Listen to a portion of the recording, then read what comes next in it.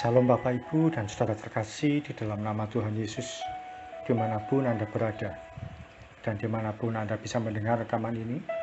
Kita bertemu dalam program Jumpa dengan Tuhan untuk edisi hari ini.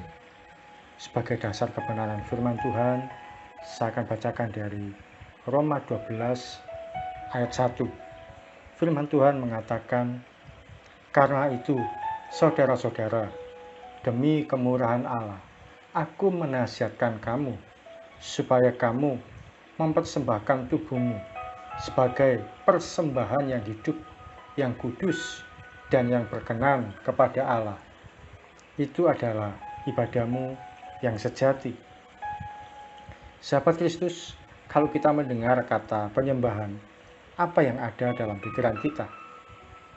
Sebagian besar orang yang biasa memimpin pujian atau terlibat dalam pelayanan musik dan pujian akan berkata bahwa penyembahan itu kalau kita nyanyi lagu yang berirama pelan atau iramanya lambat, slow, sehingga membuat orang menjadi terenyuh hatinya, tersentuh, kemudian menangis.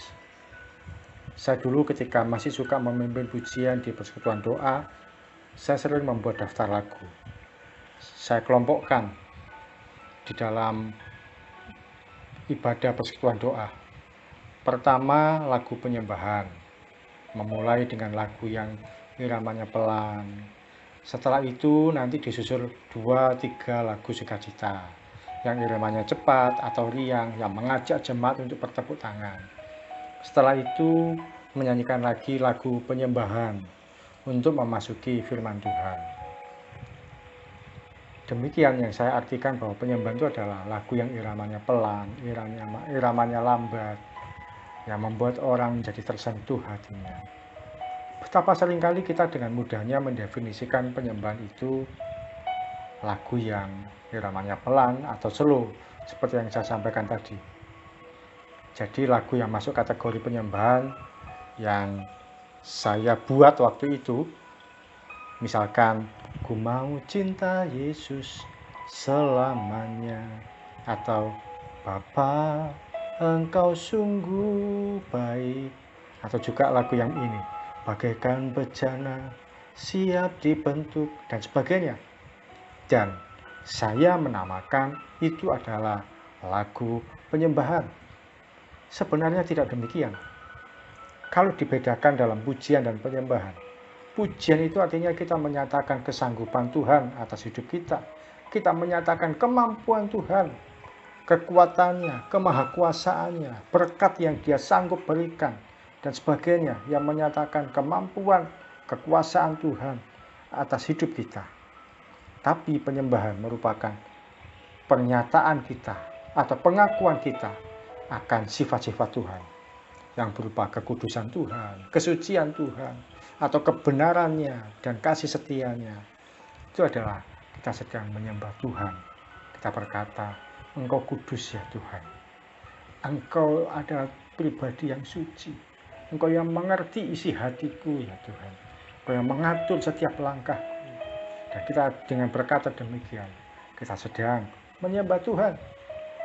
Ketika kita mengatakan sifat-sifat Tuhan yang ajaib, yang baik, yang penuh dengan kasih, dan penuh dengan kekudusan. Firman Tuhan yang kita renungkan hari ini berkata, supaya kita mempersembahkan kehidupan kita seluruhnya sebagai persembahan yang hidup, tanpa kecuali, tanpa tersisa sedikit pun. Dalam arti kata lain, sebenarnya yang Tuhan inginkan dari penyembahan kita yaitu ketaatan kita pada Tuhan tanpa keraguan sedikit pun. Sekali lagi, yang Tuhan inginkan dari penyembahan kita bukan ketika kita nyanyi lagu pelan, lagu lambat, lagu slow yang membuat kita keluar air mata. Tidak sekedar itu. Yang Tuhan inginkan dari penyembahan kita yaitu ketaatan kita untuk melakukan apapun yang Tuhan perintahkan tanpa keraguan sedikit pun.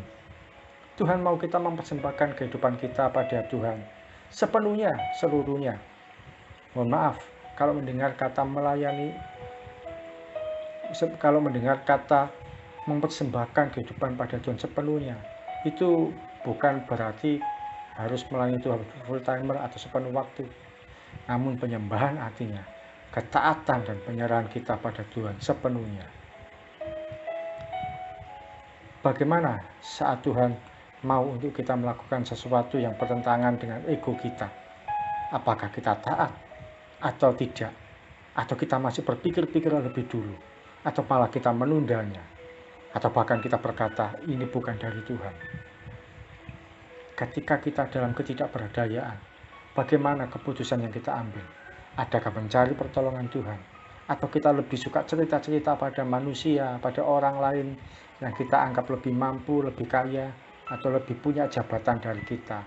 Dan kita membungkusnya dengan istilah, ini sharing-sharing, padahal kita sedang punya maksud, punya niat, punya motivasi pada orang-orang tertentu.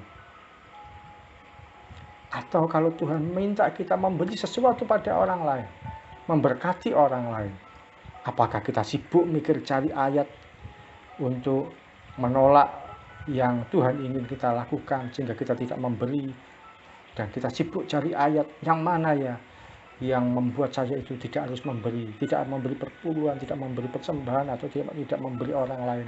Atau kita taat, lakukan saja apa yang kita punya, memberi bagi orang lain tanpa kita punya keraguan-keraguan sedikit pun.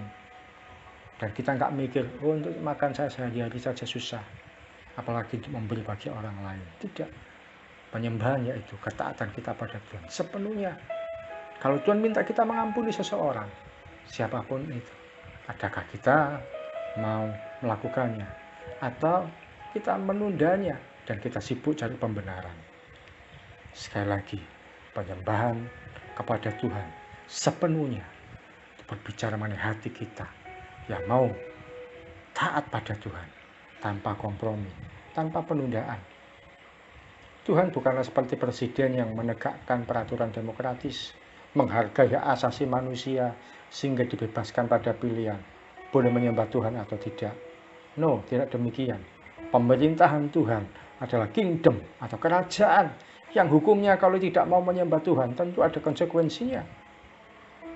Tuhan sedang mencari pribadi yang taat, yang mau berkata ya pada kehendak Tuhan, dan mau setia menyenangkan Tuhan seumur hidup kita. Tuhan Yesus tidak sedang mencari peneliti yang sibuk meneliti luar dalam kekristenan itu seperti apa, bagaimana terjadinya kekristenan, dan siapa tokoh-tokohnya, apa saja yang harus dilakukan sebagai seorang Kristen, apa yang boleh dan yang tidak boleh. Tidak. Tapi yang Tuhan cari adalah penyembah-penyembah yang benar. Dan kiranya itu didapati dalam kehidupan kita semua. Dalam kehidupan saya, kehidupan Anda, kehidupan sahabat Kristus sekalian. Mari kita datang pada Tuhan. Tuhan Yesus, terima kasih untuk sharing firman pagi hari ini. Yang sederhana, tapi kiranya kami boleh belajar untuk menjadi penyembah-penyembah yang benar. Menjadi pribadi yang mau mempersembahkan hidup ini kepada Tuhan sepenuhnya. Apapun yang Tuhan mau, kiranya kami boleh melakukan tanpa penundaan. Apapun yang Tuhan minta dari kami, kiranya kami tidak berat hati untuk memberikannya. Sebab semuanya toh berasal dari Tuhan, berawal dari Tuhan, dan semua yang ada pada kami milik Tuhan. Jadi tidak ada perlu yang kami pertahankan. Terima kasih Tuhan Yesus, ajari kami menjadi penyembah-penyembah yang benar. Penyembah-penyembah yang mau taat melakukan apapun yang Tuhan perintahkan, yang Tuhan inginkan. Sekalipun ada pertentangan dengan daging kami, dengan ego kami mau ya Tuhan melakukannya. Terima kasih Tuhan Yesus untuk firman-Mu pada pagi hari ini. Kiranya kami boleh menjadi penyembah yang benar. Berkat-Mu, kebaikan-Mu, penyertaan-Mu, pemeliharaan-Mu dinyatakan atas setiap anak-anak-Mu yang mendengarkan sharing firman Tuhan pagi hari ini. Tuhan Yesus memberkati mulai pagi sampai malam, bahkan sepanjang umur hidup kami. Di dalam nama Yesus. Amin. Selamat menjadi penyembah yang benar, yang taat pada Tuhan tanpa kompromi. Salam dari saya, Ogi Raharjo, dan Mitzvah Ministry. Tetap setia sampai garis akhir. Tuhan Yesus memberkati.